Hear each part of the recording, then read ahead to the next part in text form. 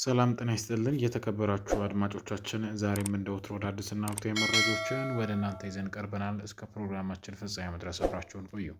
በብሔራዊ ምርጫ ቦርድ ከህጋዊ የፖለቲካ ፓርቲነት የተሰረዘው ህወሓት በህገ ወጥ መንገድ እገዳ እንደተጣለበት ገልጿል።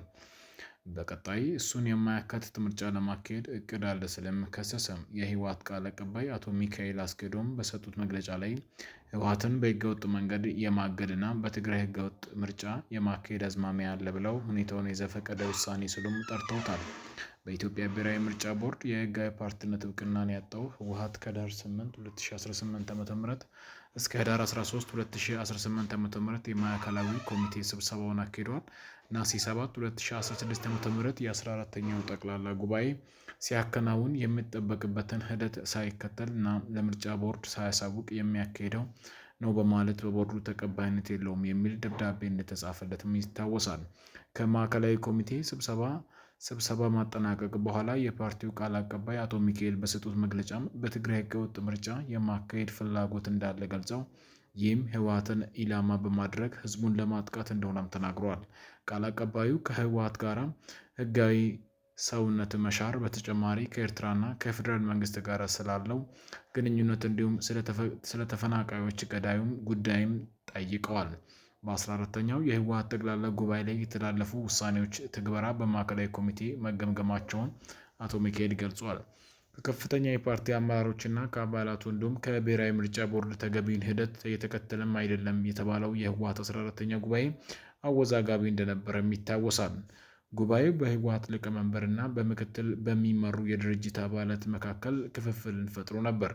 የህወሓት ጠቅላላ ጉባኤ ማካሄዱ መጀመሩን ተከትሎ የቀድሞ የመንግስት ኮሚኒኬሽን ጉዳዮች ጽህፈት ቤት ሚኒስትር ለገሰ ቱላም የሁለት ዓመቱን ጦርነት ያስቆመውን የፕሪቶሪያ ስምምነት የሚጥስ ነው ማለታቸውን አይዘነጋም።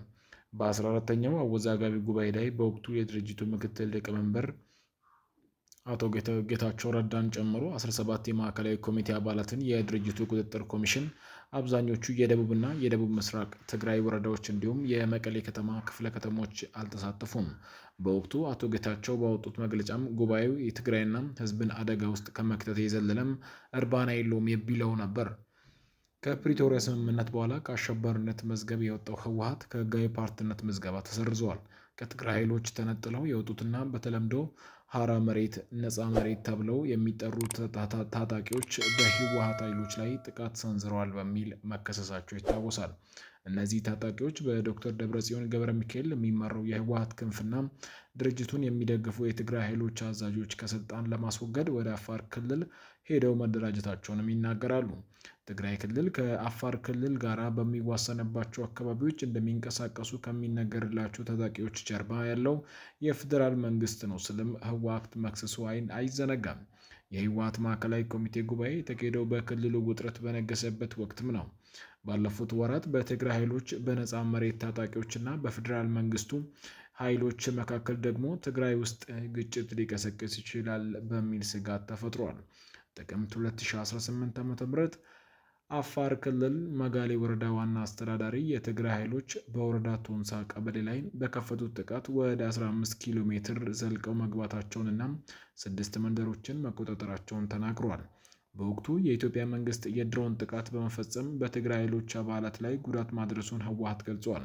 ከፕሪቶሪያ ስምምነት በኋላ ህወሓት የፈጸመችውን ድርጊቶች ወደ ጦርነት ለመግባት ከበቂ በላይ ምክንያቶች ናቸው ሲሉ የኢትዮጵያ ጦር ኃይሎች ጠቅላይ ኤታማዦር ሹም ፊልድ ማርሻል ብርሃኑ ጁላ መናገራቸው ይታወሳል። በፓርቲው ከፍተኛ አመራሮች መካከል የተፈጠረን ሰፊ ልዩነት ተከትሎ የፓርቲ ሊቀመንበር ደብረጽዮን ገብረ ሚካኤል ጉባኤ ረግጠው ወጥተዋል እየተባለ በማህበራዊ ሚዲያ ላይ ሲነገር ቆይቷል። ሆኖም ግን የህወሓት ቃል አቀባይ ሐሰት ነው ሲሉም አስተባብሏል። በማዕከላዊ ኮሚቴ ስብሰባው ላይ መወያያ አጀንዳ የሆነው በ14ኛ ጉባኤ ላይ የተላለፉ ውሳኔዎች አፈጻጸም እንደሆነም ጠቅሷል። በቀድሞ የትግራይ ክልል ጊዜያዊ አስተዳደር ፕሬዝዳንት አቶ ጌታቸው ረዳም የሚመራ ቡድን የሀገር ክህደት ፈጽመዋል ሲል ህወሓት በተደጋጋሚ ከሷል። አሁን ላይ በዚህ ቡድን የደረሰውን ጉዳት ለመጠገን እየሰራ እንደሚገኝም ፓርቲው አስታውቀዋል። የህዝባችን አንድነት ለማወቅ በጎጠኝነትና በኋላ ቀርነት ጥረት ቢደረግም ስለ አንድነት ውይይት ተደርጓል ብለዋል ቃል አቀባዩ። ከደብረጽዮን ቡድን ጋር ከፍተኛ መቃቃር ውስጥ ገብተው የቆዩት አቶ ጌታቸው ከ2 ዓመታት የትግራይ ክልል ጊዜያዊ አስተዳደር ፕሬዝዳንትነት ቆይታ በኋላ መጋቢት 2018 ዓ.ም ላይ ስልጣናቸውን ለምክትላቸው ሌተናንት ጄኔራል ታደሰ ወረደ አስረክበዋል። በተጨማሪ አቶ ጌታቸው ከበርካታ የህወሓት ከፍተኛ አመራሮችና አባላት ጋር በመሆን ስምሪት የተባለ ተቃዋሚ ፓርቲ መስርተው በሊቀመንበርነት እየመሩም ነው። ከምዕራብ ትግራይ የተፈናቀሉ ወደ 1 ሚሊዮን የሚጠጉ ሰዎች ለ5 ዓመታት መጠለያ ለመኖር ተገደዋል። ያለ ሰብአዊ እርዳታ በችግር ላይ መሆናቸውን በመግለጽ ወደ ቀያቸው ለመመለስ የሚጠይቅ ሰላማዊ ሰልፍ ማድረጋቸውም ይታወሳል። በፕሪቶሪያ ስምምነት መሰረት ተፈናቃዮቹ ወደ ቀያቸው መመለስ ከነበረባቸው ሆኖም ግን የትግራይ ክልል ጊዜያዊ አስተዳደርና የፌዴራል መንግስት ለተፈናቃዮች አለመመለስ እንዲሁም ለፕሪቶሪያ ስምምነት አለመከበር አንዳቸው ሌላቸውን ተጠያቂ ሲያደርጉ ቆይተዋል። ህወሓት በምዕራብ ትግራይ ያሉ ታጣቂዎች እንዲሁም አዲስ ሰፋሪዎች እንዲወጡ እና የራሱ አስተዳደራዊ መዋቅር እንዲዘረጋም ጠይቋል። ጠቅላይ ሚኒስትር አብይ አህመድ በበኩላቸው ለተፈናቃዮች ወደ ቀያቸው አለመመለስ ህወሓትን ተጠያቂ አድርገው በትግራይ ክልል ያሉ ተፈናቃዮች ራያ ላይ እንዲመለስ ነው፣ ጸለምት ላይ እንደመለስ ነው፣ ወልቃይት ላይም መመለስ አለበት። ይህ የመንግስት ጽኑ አቋም ነው ሲሉም በህዝብ ተወካዮች ምክር ቤት ተናግሯል። የህወሓት ቃል አቀባይ አቶ ሚካኤል ተፈናቃዮች ወደ ቀያቸው ለመመለስ እየሞከሩ ነው፣ መመራራቸውም እውነት ነው፣ እየኖሩበት ያለው ሰቆቃ ግልጽ ነው፣ ጭፍጨፋ ተፈጽሞባቸው ከቤት ንብረታቸው የተፈናቀሉ ናቸው፣ የፈናቀሏቸውም ሰዎች አሁንም እዚያው ናቸው ሲሉ ለቢቢሲ ትግርኛ ምላሽ ሰጥተዋል።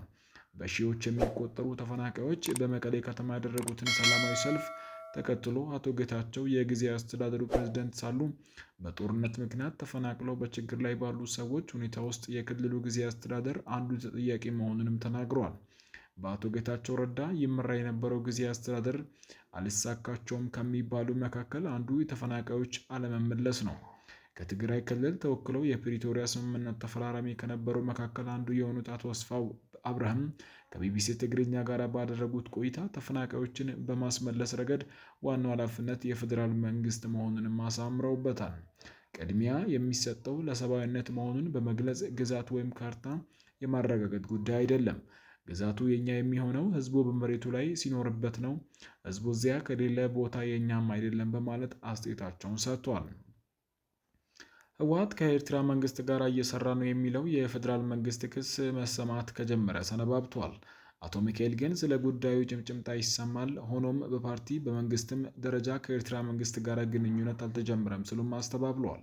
የኢትዮጵያ ውጭ ጉዳይ ሚኒስቴር ለመንግስታቱ ድርጅት በጻፈው ደብዳቤ የኤርትራ መንግስትና ህወሓት ጾምዶ በሚል ጥምረት ኢትዮጵያ ላይ ጦርነት ለመክፈት እየሰሩ ነው ብሎ መክሰሱ ይታወሳል። ይህንን ክስ ከህወሓትና የኤርትራ መንግስትም አስተባብለዋል። የውጭ ጉዳይ ሚኒስቴር ኤርትራና ህወሓት በቅርቡ የፋኖ ታጣቂዎች የሰሜን ወሎ ዋና ከተማ የሆነችውን ወልዲያን ለመቆጣጠር ባደረጉት ሙከራ ውስጥ ተሳትፈዋል ሲልም ያለፈው መስከረም ወር ላይ ከሷል። ጠቅላይ ሚኒስትር አብይ ማንኛውም ከውጭ ሀገራት ጋር የሚደረግ ግንኙነት ማካሄድ ያለበት በፌዴራል መንግስት በኩል መሆኑንም ጠቅሰው እነሱ ወይም ህወሓት ከውጭ መንግስት ጋር ምን እያደረጉ ነው ሲሉም ወንጀላ አዘል ጥያቄም ለህዝብ ተወካዮች ምክር ቤት ማቅረባቸው አይዘነጋም። የህወሓት ቃል አቀባይ በሰጡት ምላሽ ከሻዕቢያ ጋር ወዳጅ በመሆን ብልጽግናን ለመውጋት የተደረገ ንግግር የለም። እኛ እያልን ያለነው በጋራ የፕሪቶሪያ ስምምነት እንተገብር ነው። ሁላችንም የሚጠቅመው እሱ ነው፣ የሚያስተሳስረንም እሱ ነው ብለዋል።